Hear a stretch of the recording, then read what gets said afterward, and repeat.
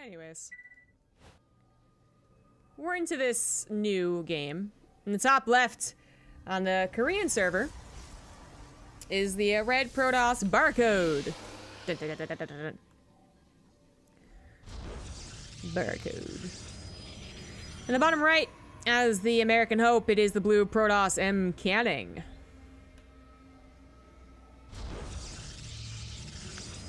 America! Freedom!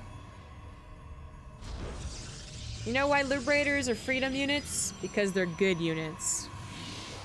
You know why Tempests aren't called freedom units? Because they're communists. They're dirty communist units.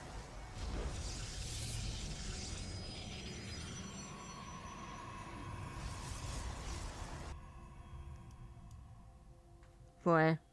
I really hope we get to see some sucker punch action in this game, because last game is hard to get over. It's just there were so many things about it. And all I wanted to do was just shake the Terran by the shoulders and say, "Why, God? Why?" But I can't. And that guy probably already feels shamed enough to never play StarCraft again. You know what Fear Dragon did? He made someone never play StarCraft again. The guy was like, "Oh, StarCraft's free to play? Oh, it has a bunch of AI stuff going on? Oh, there's like a war chest thingy? Oh, like Terran, like one base versus Protoss now? Huh. Okay, alright, like I'm on board." And then he faces Fear Dragon on the ladder. And he's like, "You know what? I don't want to do this anymore." So we'll see what PvP has in store. Maybe it won't be nearly as bad. This is on the current patch, it seems, as they did not have to load into the replay by exiting StarCraft first or anything. Not enough time yet to really develop PvP in the new patch, so I think we're going to be seeing a lot of things we saw from the qualifiers that happened last couple weeks. For instance, we did see a Sentry Stalker opener to get that fast hallucinated Phoenix out to scout what your opponent's going for, and if it's a Stargate, what exactly the Stargate's going to entail. Now, initially, I could have sworn they both were going for a Stargate, but now we have a Robo versus a Twilight Council, as they both maybe are avoiding such a topic. They got their probe scouting done, but they are waiting on the hallucination right now. Much faster Nexus for Mcanning, which is something that the Barcode Korean Red Zerg will see. He is currently setting up the Robo as well as an additional gateway, and I have no doubts that a proxy pylon might also make its way down. Even though we have a Warp Prism, it's always nice to have a backup, plus the pylon, yeah, it could be right there, which is exactly what happens. You think you have the front lines all secured, and then BAM! Behind, enemy lines. Suddenly, units. I don't really know if that's what he's going to use it for, because that could backfire extremely bad, but these Phoenix sees what it wants to from the main base, sees probably what it's very happy to see. What it wanted to see. Which is not a pesky Stargate with an Oracle about to attack his mineral line. No Nebo shield battery now. No Phoenixes that could lift up some important units. No Robo that's about to produce an Immortal. No, we have Twilight Council on the way. Which can be very tricky defensively early on in any matchup. Eventually it's worth it, but can you survive long enough? I think yes. I think this actually might be okay. We don't see too many Twilight Councils immediately, but under certain circumstances, certain games, of course we can. Oh my good lord, the guy built shield batteries as well. I was not expecting that. But you gotta buy yourself time until that blink is done, then you can start macroing to your heart's content, but uh-oh. Uh-oh.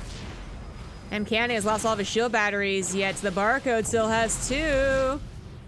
Now, they are pretty far away once this Nexus is killed, and it seems like Mcanning realizes he cannot hold the Nexus, and that this really is quite all in, so he's gonna go ahead and just wall up the main base. He did eventually see the shield batteries, but obviously a little too late. Force Field, unfortunately, not much to do with that. Warp Prism, pick up Micro, basically Blink, right? So Mcanning is gonna have to slowly build up that Stalker count to really make him potent with Blink. Right now, they're just kind of okay against the supreme number of the Barcode, so 11 to 6, even with Blink. Yeah, it's gonna be a tough fight. But he's also getting a Robo and a lot more shield batteries, so that's gonna be a lot more helpful. Immortal's eventually gonna pop out and help here. Not really any easy way to deal with the Warp Prism, unfortunately, for Mcanning, but you gotta figure eventually they'll mess up the Micro. They are not AI. So the Barcode's not going to get, you know, the game that ends right here, right now that he probably was hoping for, but hitting a production facility here, just taking it down entirely offline when Protoss generally only have 2 for a little while longer. That's big. That is good stuff.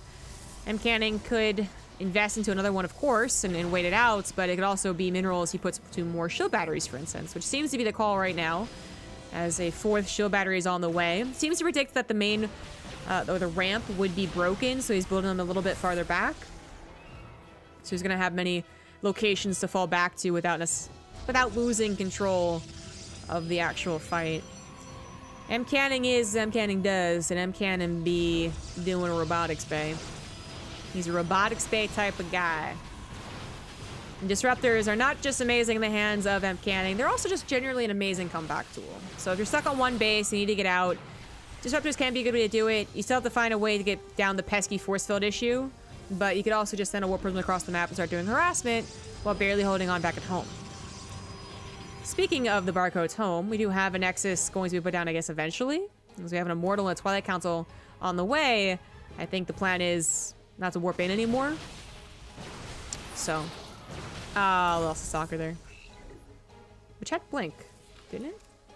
Okay, yeah, it's just... haven't seen much blink yet, but... Alright then, alright. No, I was wrong. There are more warp-ins. I mean, this could just be a setup for something that scouts it. You know, it's deceiving me and potentially Mcanning. But I really thought that the Barcode was going to try and expand. But no, the Mortal's even been rallied through here. That's an interesting choice. I feel like the safer call is, in fact, to expand. Okay, there we go. All right. It could have happened earlier, though. Because even if, say, Mcanning were to just bulk up purely on Stalkers and then blink forward...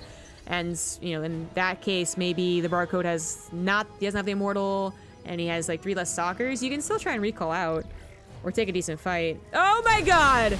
Or not pay attention as the Disruptor gets the hit. Oh, jeez. How often does this happen for Mcanning? It feels like every replay I cast this guy. That's what happens. Oh, and the clutch recall on just the Disruptor, so he blinks back to the high ground. That was tasty. That was nice. This Barcode's like, okay, just don't let it happen again. No worries. Ha! It happened again. Sucker. I love when Protoss do that with force fields. They're like, you know, I'll just pay attention to my units at all times, and I won't fuck this up. And then they fuck it up. Takes another hit from the Disruptor as well. That Immortal like comes in like, hey guys, what's going on? Nope, nope, nope, nope, nope, nope, nope, nope, nope. And runs back home. Shield batteries did not end up helping really that much. That was probably 200 minerals better saved in the whole context of things. Blink is now on the way for our non-American hero. Well, I assume he's not American anyways. Could be wrong about that. Blink is, I guess, the choice you gotta make when they go disruptors. I guess, right? Like, as far as the game has gone past the early game and I was not forced into this tech due to other tech such as Stargates, or I didn't open with this. It's usually like, you know, just Immortals and maybe in a charge eventually. With a game like this, we both stuck on 2 bases, or just about to be 2 bases. You know they're about to counterattack you. They have disruptors, something you have to micro against. I guess Blink is the option you gotta go for. Oh, the Immortal had already just gotten his shield pop, so very effective disruptor shots here, but maybe not enough to actually push through. Mcanning maybe overestimating his position with the disruptor. Is going to lose a lot of his Stalkers. He's going to lose his Immortal here too. And Disruptor also looks like it might go down. Hold on here. Nah, it does go down. Even this one got a shot. Probably not worth losing the one Disruptor, and it didn't even get the shot. And now that Blink is finishing up for the red Protoss, it'll be a little easier to dodge them from here on out. But taking a step back here, taking a breath, we look at the situation, and Mcanning, who was really the one struggling for so long, really managed to bring this back. The Disruptor shots were mostly great, and he did save all of his probes, I think, from the natural to begin with, so he has a rather well-saturated Nexus at the natural really quickly. Now, it's both, you know, a lot because they're both mining out of the main as well, but still, like, this is a pretty even game, except that the Barcode is missing technology. So really, the game is in favor of Mcanning. The Barcode probably should have had more army. with how the initial trades went very early on in the game. But that quickly flipped because of the disruptors. That's what disruptors do best. So the Barcode is now in this position where he's got to play Mcanning's ball game. Literally balls. He's got to play the balls game. And I don't know if he can do it. Not just because Mcanning is a good Protoss when it comes to disruptors, but because it's hard to come back when you're already down 3 disruptors here. They're just about to pop out. Bit of a trade happened there, but I didn't think the red Protoss was really in the right to even be there. So I kind of assumed he was going to be sent packing, and that's exactly what happened. I don't know why he was trying to push the issue against disruptors. I guess hoping there was only 1 left and there was 2 instead. I don't know, but that felt weird. So Mcanning does take the armor supply lead. He even catches an observer here, so now the Barcode's really in the dark. And Mcanning is especially good at placing disruptors around the map because he has so damn many, I guess. He'll have one, like, High Templars are usually placed around the map. Oh, okay. So, Barcode is going for disruptors, but is also going for a Dark Shrine. Very useful for interrupting the micro. You know, it doesn't take much micro to send a DT into a base. Usually it gets some damage done before it gets scouted, unless you're really unlucky. But it does take a lot of micro to deal with it, and then also be aggressive with the disruptors. So I like it. I like it in a way here. We do also have +1 on the way for the Barcode, but that is so, like, you know, technically it could help. You know, it comes down to stalkers. Yeah, okay, fine. But so much more often, we just see disruptors rule the day. So I feel like this has been a game that I've, like, I mean, a lot of Mcanning's games can look similar in PvP. So I don't think it's the same game. But I feel like I've cast this a pretty similar game before. I think Mcanning finds himself in this situation often.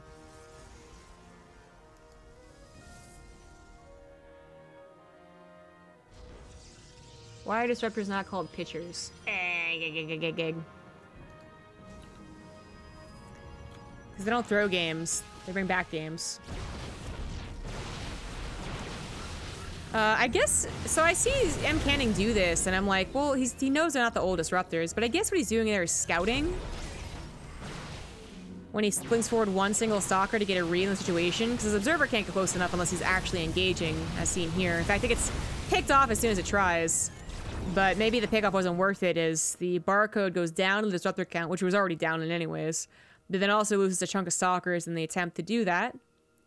+1 attack be damned. It's now going to +2, but I feel like the chronos, the minerals, the gas should all be going into like a second robo.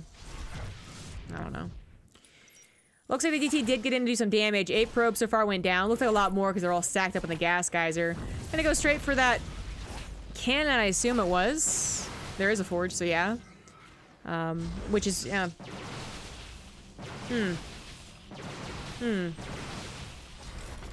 That's why he was so eager to take down the observer. Makes sense, okay, yeah, good, but was that worth killing? Letting his stalkers die?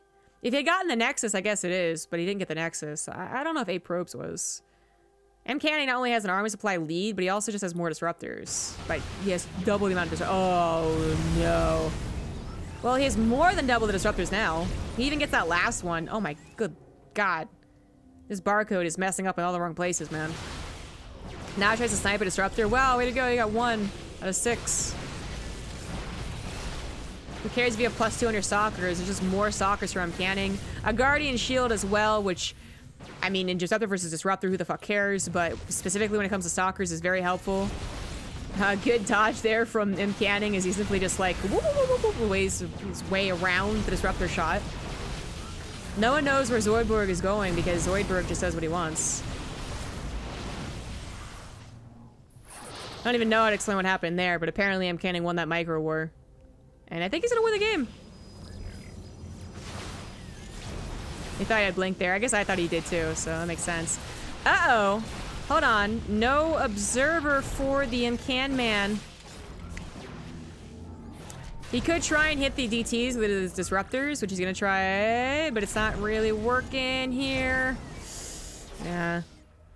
This is awkward. Another observer is being chronoed out right now as we speak, but this was the emergency defense that the red Protoss really, really needed. But that's still 5 disruptors to just the 1. Oh, he used blink offensively, so easy pickup there. You don't use blink offensively unless you know that every single disruptor's on cooldown, or you can kill every single disruptor before they shoot at you. Yeah, it's just not a good idea. I mean, there are situations where you see people micro out of it, but it's just like, that was not a good idea there. I think, TLDR, the red Protoss is like good PvP wise, but I think he doesn't make good decisions against disruptors, especially. And that makes actually a lot of sense. Not just because Mcanning's the one guy in all metas of PvP is going for disruptors, so people are naturally a little out of practice, but I think Koreans especially, they never really got on board the disruptor hype, for not nearly as much as the foreigners seem to. When it was really, really popular, the Koreans took a while to get there, and then I feel like they were the first ones to try and adapt out of it. They didn't like it that much, it seems.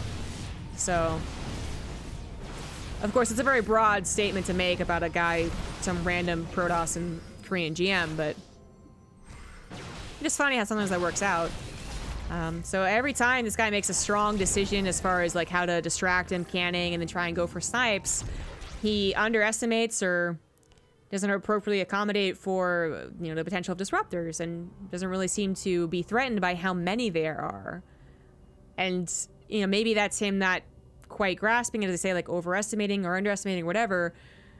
It also could be just that he doesn't want to play Mcanning's game. Because unfortunately, I think what we see usually from people who do fall down on the disruptor count earlier on is that they just go, well, if I keep building disruptors too, then, you know, eventually one of us will make a mistake, and hopefully that mistake is in my favor. Oh no. Oh, it was all the stalkers. That was basically all the stalkers.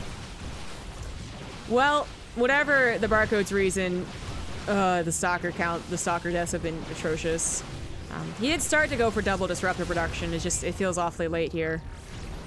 Oh god! Oh my god. Well, I can tell you that was more valuable than the stalkers Mcanning killed. Oh my god. That was all of his disruptors. Oh, you know what you don't do with disruptors either against other disruptors? You can get yourself stuck in a fucking corner. Ah, good. Oh my god. That was amazing. Well, Mcanning has been knocked down a peg. If he was feeling confident, I don't think he feels confident anymore. But he is still winning the game.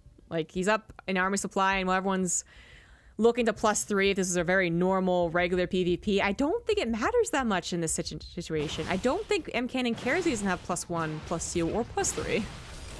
I think he cares that he has disruptors. He also has a 4th base on the way. 48 probes to 29. I mean, as long as the disruptor count stays even, at least, then Mcanning's got it. See, there's a blink forward you can do. He knew he'd be able to kill every single disruptor, and he did. A DT and a couple of zealots do get some shots they usually don't because of that, but not, you know, if there was 10 charge lots there, I'd say that was a mistake, but there wasn't. They're not even charge lots, I don't think. Nope. Charge lots are more effective against these type of disruptors than they were in the last iteration of disruptors. But even then it was kind of weird, right? There's always a chance that they do bulk up and get the hit by the disruptors. There's also the chance that they get the wrapper on the disruptors and actually kill them. So it's like, well, how, like, what are you trying to risk here? And if we're talking about risks to make as a person who's down in the disruptor war, then the risk you should be taking is probably going to Phoenix, not trying to fit in charge lots. It's just, it's probably not going to work. But if you're winning a PvP and you do have a lot of disruptors, then adding charge is not going to hurt. So I'm not so worried that Mcanning's getting it. But yeah, Phoenix are the usual way to go if you've fallen behind. But this game started out so weird, and the Barcode really did throw a lead that, you know, I guess he felt he had to play into the stalker war a little bit, didn't get Phoenix, and well, eventually fell to Mcanning's superior disruptor positioning and control in some of those situations.